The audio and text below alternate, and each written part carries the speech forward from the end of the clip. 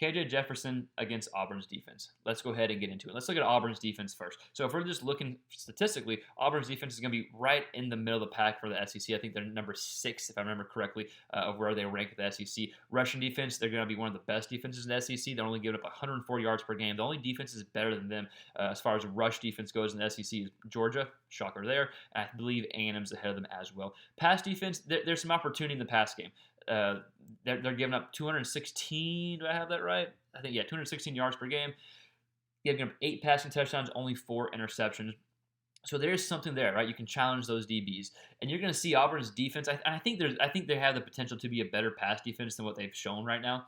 But you're going to see Auburn's defense. They have, I don't say a complex defense, but they have different coverages and different schemes. It's going to be a different look than what Arkansas saw against Ole Miss and what Arkansas saw against Georgia. They bring more pressure than both. You're going to see 3-4 down linemen depending on what their scheme is. Sometimes you'll see 5 guys in line of scrimmage, their hands won't be in the ground, but you're going to see pressure.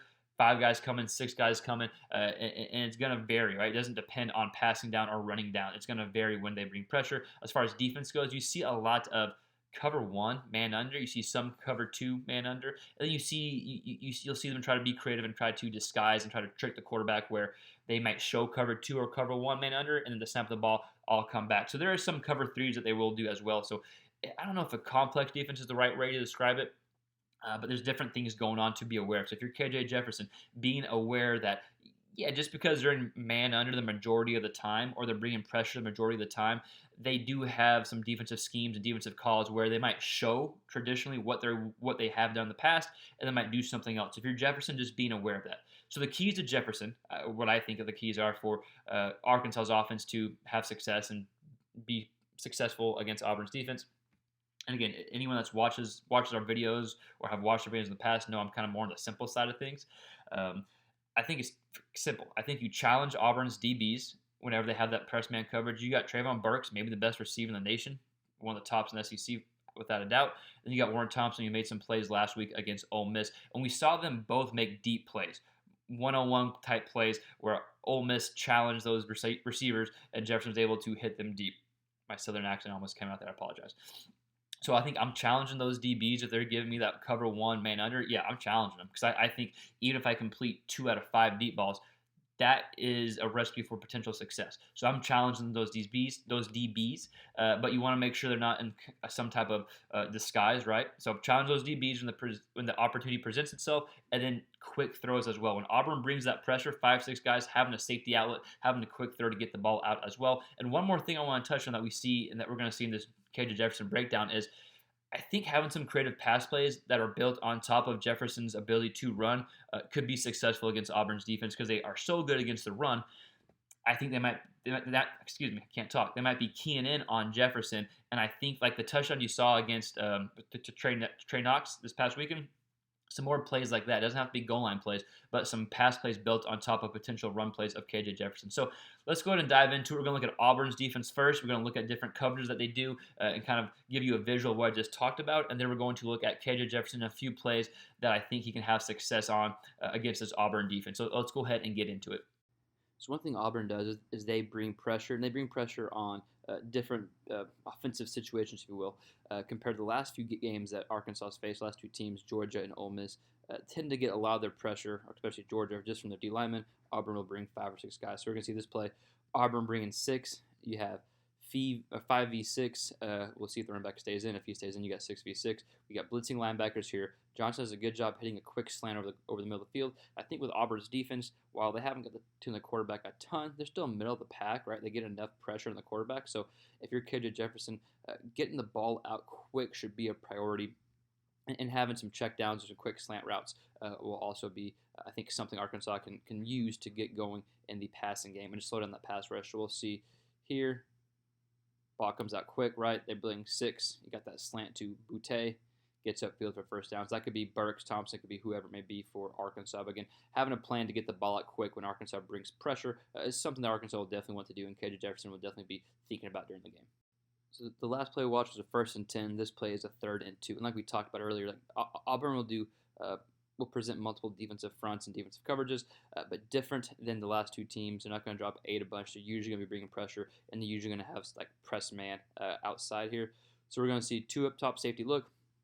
It's 3rd and 2, and we're going to see Auburn bring 5 here, and we have 2 man, right, with this safety. Probably has man with one of these receivers, but he has the option to take this half as well, depending on what the slot guy does.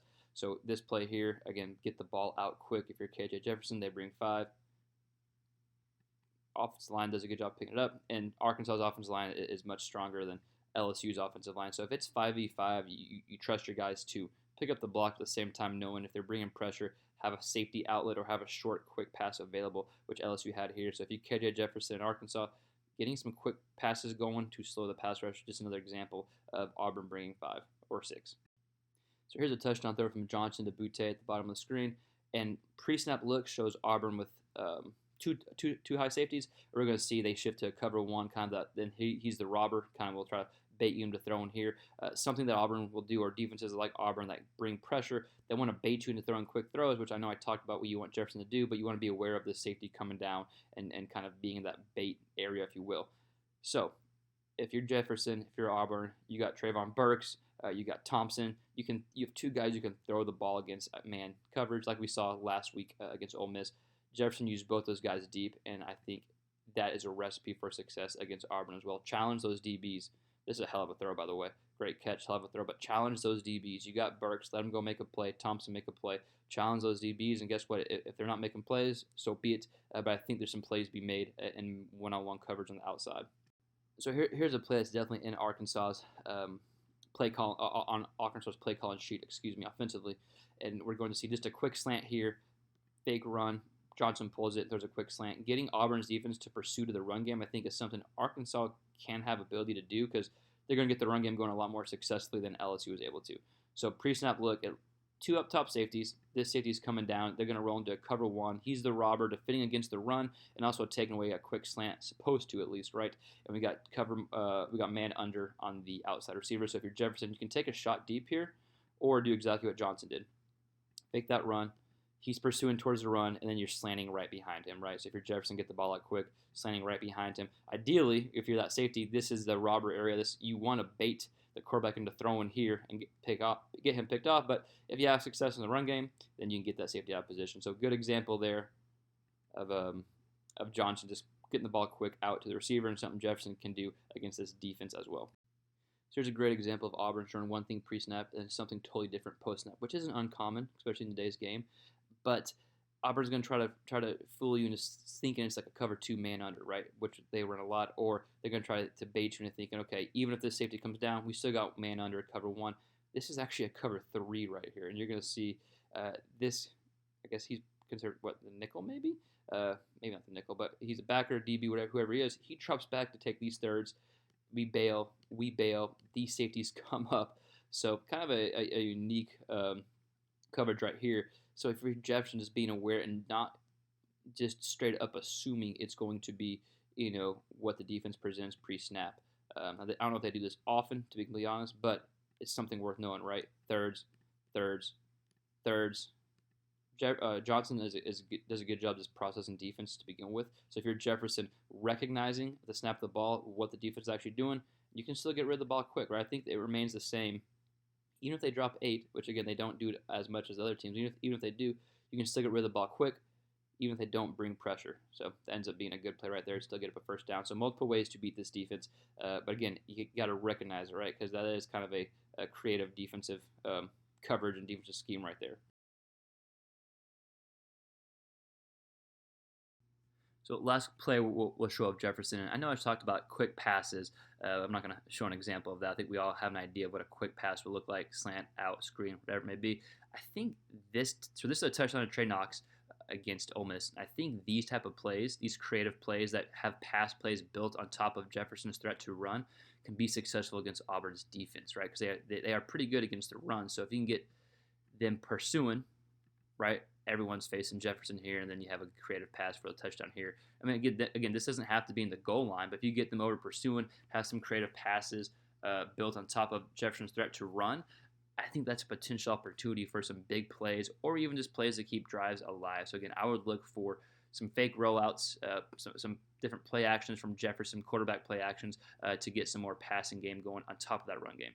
So here's Burks at the top of the screen here, an example of having a receiver to go up and get a ball if Arkansas, not Arkansas, excuse me, if Auburn's playing that press man. Because look here, Ole Miss is his DB's 10 yards off line of scrimmage. They still take a shot downfield. So if Auburn's playing press man, I think that's absolutely a shot, especially that safety can't get over there in time. And we're going to see the next play I'm about to show with Thompson. The safety is in press man, right? So both these guys can beat different type of coverages. But if you're Jefferson, you see that press man, or if you just want to take a shot in general to the Burks, that's a safe place to throw, right? Go up and make a hell of a catch like that. But again, Jefferson, you see an opportunity to push it downfield, go on and challenge the Auburn's DB. So here's the deep shot to Thompson here. I think if Auburn presents some of those looks that we saw, where it's just cover one, man under, he has the safety's going to have to choose Burks or Thompson, right? He's going to have to choose one of the others. Whatever he chooses, if you want to take a shot deep, take a shot to the guy that the safety doesn't choose. Or hell, even if you want to take a shot to the guy the safety chooses, man, Burks can go up and make a catch. Anyways, this is Thompson here. Great Burks on the previous clip. You got Thompson on that side as well. So again, those are my takeaways. That's the kind of recap. I know I'll keep things on the simple side, but that's kind of just my philosophy and how I think about football in general. Take the shot when it's there, because I do think your guys can make plays one-on-one against their DBs. Get the ball out quick whenever the blitz is coming. Have a safety outlet, and then having some creative plays built on top of Jefferson's ability to run creative pass plays, I think are something that could be there. But I want to hear from you guys. What do you think Jefferson needs to do? What do you think the outcome of the Arkansas-Auburn game will be? I think it's going to be a close game, come down to the wire. But I want to hear your thoughts. Let me know in the comments below. And like always, if you like this type of quarterback stuff, just consider subscribing to the channel. And we'll see you next time in the next quarterback-related video.